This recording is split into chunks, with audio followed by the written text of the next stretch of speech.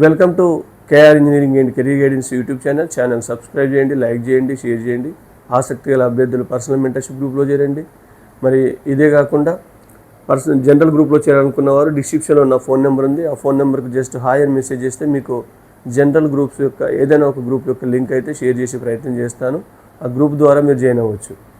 మరి మనకు ఎంసెట్ ఫైనల్ రౌండ్లో లేదా ఫైనల్ ఫేజ్లో లేదా థర్డ్ ఫేజ్లో ఎవరెవరు ఆ కౌన్సిలింగ్లో పాల్గొనవచ్చు అనే దానిపై మీకు కొంత సమాచారం ఇవ్వడం జరుగుతుంది.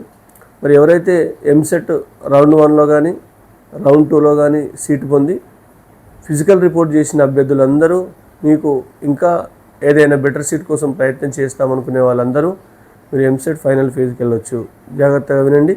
ఎంసెట్ మొదటి రౌండ్లో కానీ రెండవ రౌండ్లో కానీ సీటు పొంది రెండవ రౌండ్ తర్వాత ఫిజికల్ రిపోర్ట్ చేసిన వాళ్ళందరూ మీకు బెటర్మెంట్ సీట్ కావాలనుకున్న వాళ్ళు ఫైనల్ రౌండ్కి వెళ్ళొచ్చు. డైరెక్ట్గా వెబ్ ఆప్షన్స్ పెట్టుకోవడమే, మళ్ళీ మీకు ఈ వెరిఫికేషన్ కానీ స్లాట్ బుకింగ్ కానీ ఉండదు. సెకండ్ ఫేజ్లో ఉన్నట్టే మీరు అదే లాగిన్ ఐడి పాస్వర్డ్తో మీరు డైరెక్ట్గా వెబ్ ఆప్షన్స్ పెట్టుకోవచ్చు. రెండవ కేటగిరీ ఏంటంటే మొదటి రౌండ్లో కానీ రెండవ రౌండ్లో కానీ అసలే పెట్టారు ఆప్షన్స్, కానీ సీట్ రాలేదు వాళ్ళకు. మొదటి రౌండ్లో పెట్టుకున్నారు, రెండవ రౌండ్లో పెట్టుకున్నారు.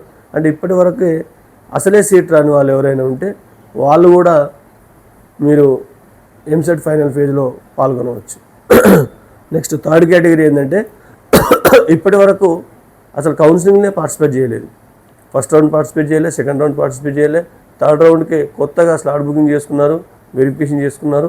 వీళ్ళు కూడా కౌన్సిలింగ్లో పాల్గొని వెబ్ ఆప్షన్స్ పెట్టవచ్చు ఫైనల్ రౌండ్లో.